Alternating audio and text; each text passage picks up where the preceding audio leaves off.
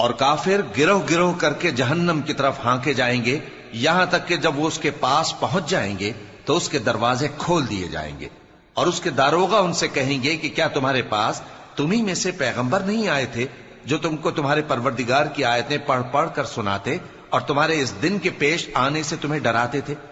وہ کہیں گے کیوں نہیں،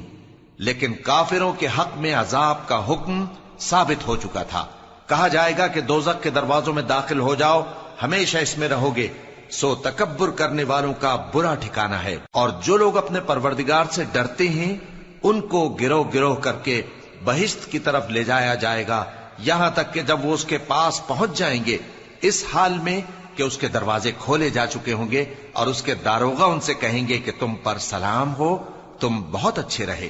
اب اس میں ہمیشہ کے لیے داخل ہو جاؤ۔